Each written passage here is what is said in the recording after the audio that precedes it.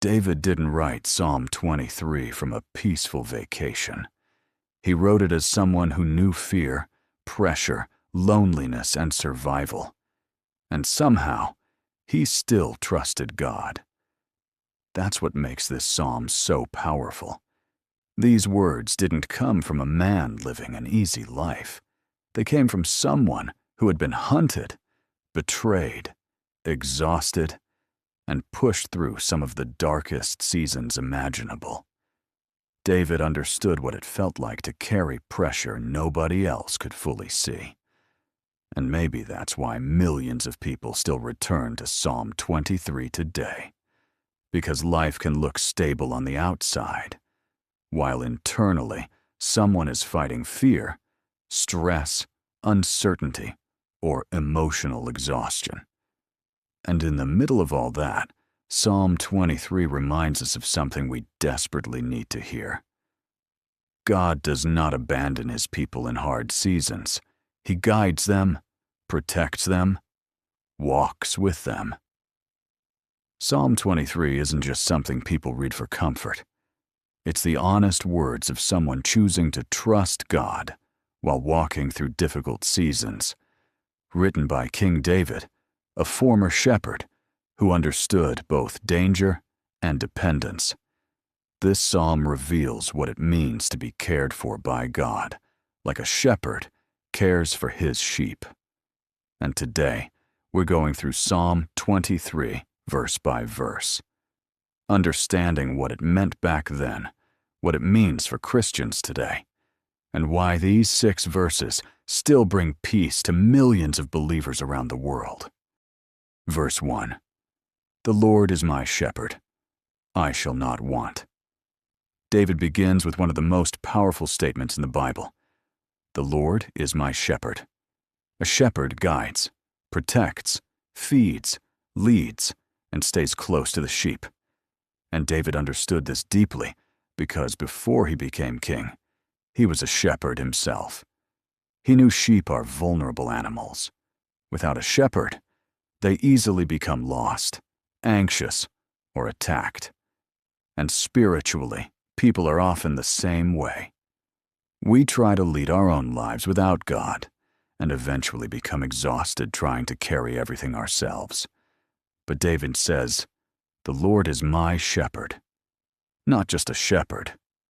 Personal. This is relationship language. God is not distant from his people. He is involved, present, attentive. And then David says, I shall not want. This doesn't mean believers will always have everything they desire. It means God provides what we truly need. Wisdom instead of shortcuts. Sometimes God provides strength instead of immediate answers. Peace instead of instant escape. And many times, we only realize later that God was sustaining us the entire time. For Christians today, this verse is a reminder. You are not abandoned. You are not navigating life alone. God is still leading you, even in seasons where the path feels unclear. Verse 2. He makes me lie down in green pastures. He leads me beside still waters. This verse paints a picture of rest, real rest, not just physical rest, but peace for the soul. One of the biggest struggles in today's world is that people are constantly overwhelmed, always rushing, always worrying, always mentally exhausted. Even when people stop working, their minds keep running. But Psalm 23 shows us a God who leads his people into peace. Green pastures represent provision. Still waters represent calmness and safety. Sheep won't rest when they feel afraid. And many people today live in constant anxiety because fear had stolen their peace. But God desires to bring rest to the hearts of his people. Sometimes Christians feel guilty for slowing down, but rest is not weakness. Even Jesus stepped away to pray and rest. This verse reminds believers that peace is not found in having a perfect life. Peace is found in staying close to the shepherd. Verse 3. He restores my soul. This is incredibly powerful. It means that God refreshes, renews, and strengthens a person inwardly. Because life drains people. Disappointment drains people. Stress drains people. Sin drains people. Heartbreak drains people. Some people look fine on the outside while silently feeling empty inside. But David says God restores the soul, not temporarily distracting the soul, not temporarily covering up pain. He restores it. God knows how to renew what life has worn down.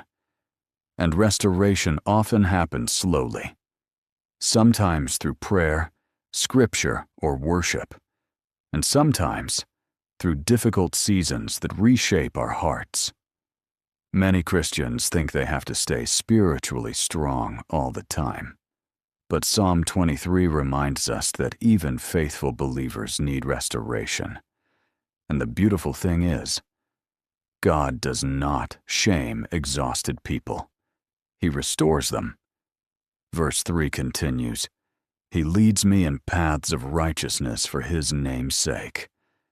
God doesn't only comfort His people, He also guides them, because not every path leads to life.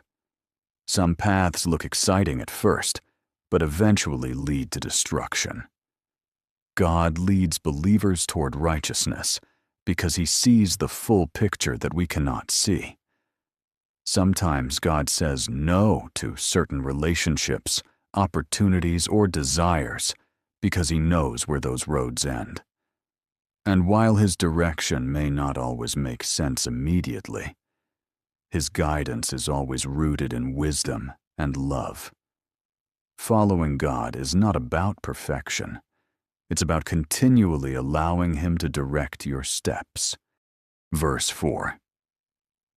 Even though I walk through the valley of the shadow of death, I will fear no evil, for You are with me. This is one of the most comforting verses in all of Scripture. Notice something important. David does not say believers avoid valleys. He says they walk through them.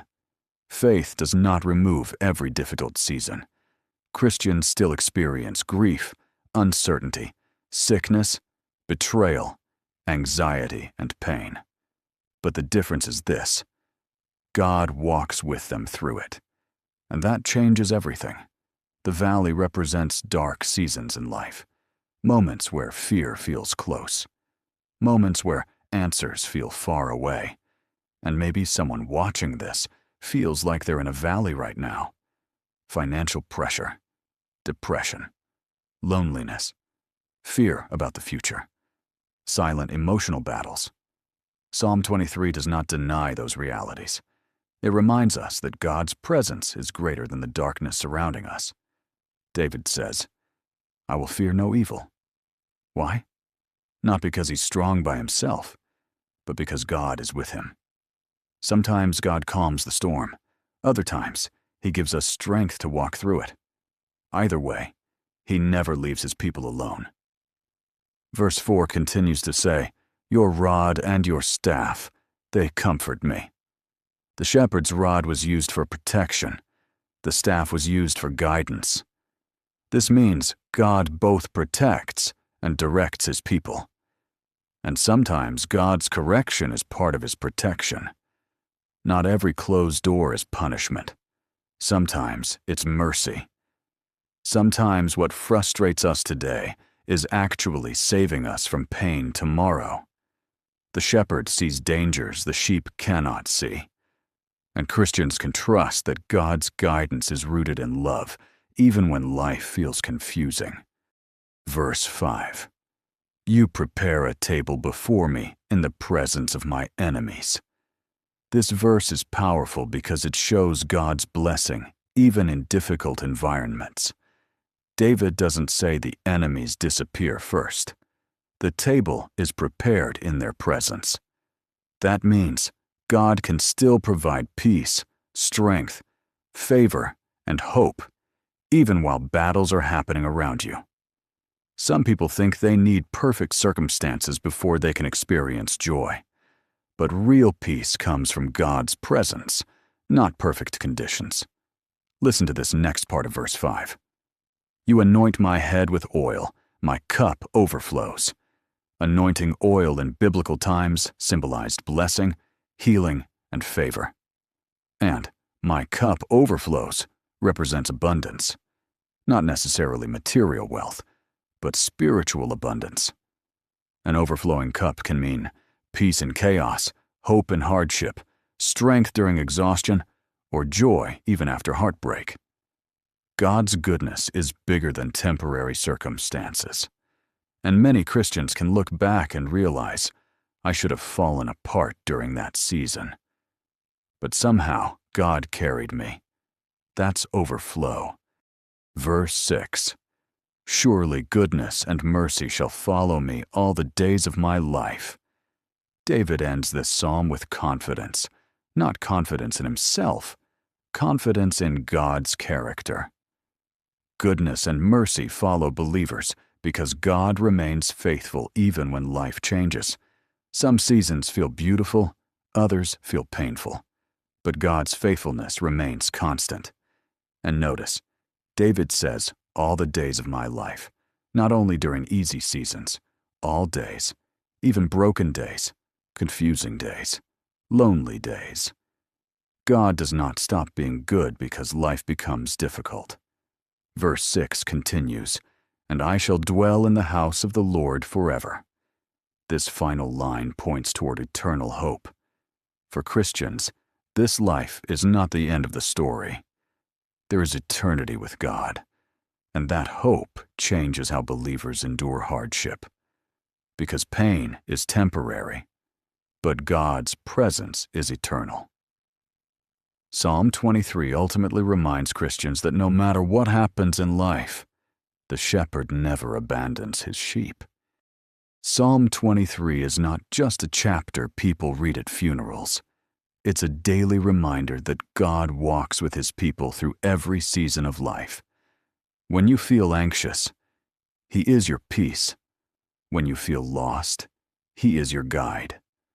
When you feel exhausted, he restores your soul. When you walk through valleys, he stays beside you. And when life feels uncertain, Psalm 23 reminds believers of this truth. The shepherd still knows where he is leading you, even when you cannot yet see the destination. If this video encouraged you, take time this week to slowly read Psalm 23 again. Not as words you rush through, but as promises to hold on to. And if this message spoke to your heart, don't forget to like, subscribe, and share this video with someone who may need encouragement today. God bless you.